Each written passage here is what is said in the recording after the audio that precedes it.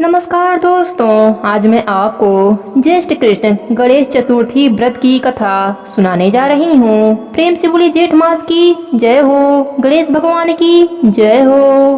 पार्वती माता ने पूछा कि हे पुत्र, ज्येष्ठ मास की गणेश चतुर्थी को किस प्रकार पूजन करना चाहिए? इस महीने के गणेश जी का क्या नाम है?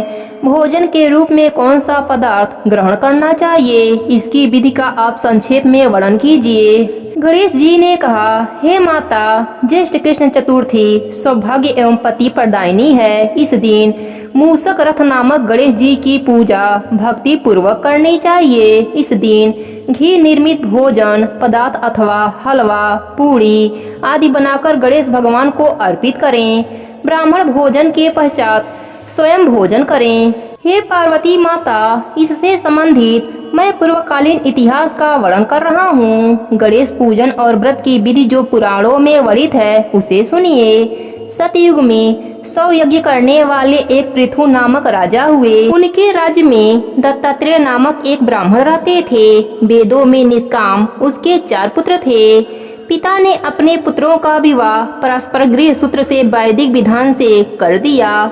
उन चारों बहुओं में बड़ी बहू अपने सास से कहने लगी, हे सास जी, मैं बचपन से ही संकट नाशन गणेश चतुर्थी का व्रत करती हूँ। मैंने पिता के घर में भी इस शुभदायक व्रत को किया है। अतः हे कल्याणी, आप मुझे यह व्रत रहने की अनुमति प्रदान करें। पुत्रवधू की बात सुनकर उसके ससुर ने कहा, हे बहू, तुम सभी बहुओं में श्रेष्ठ और बड़ी हो। तुम्हें किसी प्रकार का कष्ट नहीं है और न तो तुम भिक्षुड़ी हो। ऐसी स्थिति में तुम किस लिए व्रत करना चाहती हो? हे सौभाग्यवती, अभी तुम्हारा समय उपभोग करने का है।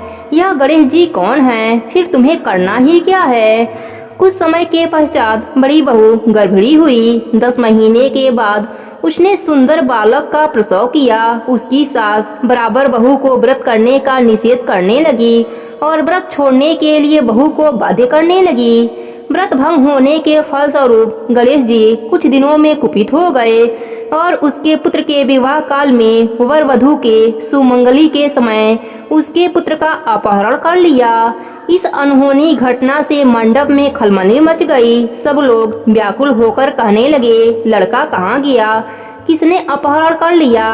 बरातियों द्वारा ऐसा समाचार पाकर उसकी माता अपने ससुर दयादेव से रो रो कर कहने लगी, हे ससुर जी, आपने मेरे गणेश चतुर्थी के व्रत को छुड़वा दिया है, जिसके परिणाम स्वरूप ही मेरा पुत्र गायब हो गया है।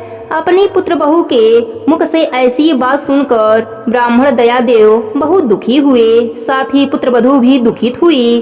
पति के लिए दुखित पुत्रवधू प्रतिमास संकट नाशन गणेश चतुर्थी का व्रत करने लगी। एक समय की बात है कि एक वेदज्ञ और दुर्बल ब्राह्मण भिक्षाटन के लिए इस मधुर भाषणी कन्या के घर आया। ब्राह्मण ने कहा कि हे बेटी, मुझे भिक्षा स्वरूप इतना भोजन दो कि मेरी क्षुधा शांत हो जाए। उस ब्राह्मण की बात सुनकर उस धर्मपरायण कन्या ने उस ब्राह्मण का विधिवत पूजन किया। भक्ति पूर्वक भोजन कराने के बाद उसने ब्राह्मण को वस्त्र आदि दिए। कन्या की सेवा से संतुष्ट होकर ब्राह्मण कहने लगा, हे कल्याणी, हम तुम पर प्रसन्न हैं। तुम अपनी इच्छा के अनुकूल मुझसे वरदान प्राप्त कर लो। मैं ब्राह्मण भेषधारी गणेश जी हूँ और तुम्हारी प्रीति के कारण आया हूँ। ब्राह्मण की बात सुनकर कन्या हाथ जोड़कर निवेदन करने लगी, हे विघ्न विनायक, यदि आप प्रसन्न हैं तो मुझे मेरे पति का दर्शन करा दीजिए। कन्या की बात सुनकर गणेश जी ने उससे कहा कि हे सुंदर विचारों वाली, जो तुम चाहती हो वही होगा। तुम्हारा पति शीघ्र ही आ जाएगा। कन्या को इस प्रकार का वरदान देकर गणेश जी वहीं पर अंतर ध्यान हो गए। उसी समय की बात है कि सोम शर्मा नामक ब्राह्मण नगर के एक वन में से उस द्विज बालक को नगर में लाए। अपने पौत्र को देखकर दयादेव नामक ब्राह्मण बहुत प्रसन्न हुए। बालक के माता की हर्ष की तो सीमा ही नहीं। साथ ही संपूर्ण नगरवासी भी हर्षित हुए। बालक की माता ने पुत्र को छाती से लगा लिया और कहने लगी कि गणेश जी के प्रसाद से ही मैंने खोए हुए पुत्र को प्राप्त कर लिया है। उसे नए वस्त्राभूषणों से अलंकृत किया। दयादेव को बारंबार सोम शर्मा को प्रणाम कर कहने लगे कि हे द्विजराज, आपकी कृपा से ही मैंने खोए हुए पुत्र को पुनः प्राप्त किया है। खोया हुआ बालक घर में आ गया। सोम शर्मा को स्वादिष्ट भोजन कराकर धोती दुपट्टा से विभूषित करके गोदान किया। फिर से मंडप का निर्माण करा के विधि पूर्वक वैवाहिक कार्य संपन्न किया। इससे सभी पूर्ववासी प्रसन्न हुए। वह सौभाग्यशालिनी कन्या अपने पति को पाकर धन्य हो उठी। ज्येष्ठ मास के कृष्ण पक्ष की चतुर्थी मनुष्यों के मनोरथ को पूर्ण करती है। इस दिन नर नारियों को एक दंत गणेश जी की पूजा करनी चाहिए। हे देवी, पूर्व कथित रीति से भक्ति पूर्वक जो व्यक्ति इस व्रत एवं पूजन को करेंगे उनकी संपूर्ण इच्छाएं पूरी हो जाएंगी। हे विघ्नों के नाश करने वाले विघ्न विनायक गणेश भगवान, अपने सभी भक्तों पर अपनी कृपा बनाए रखना। प्रेम से बोलिए गणेश भगवान की जय हो।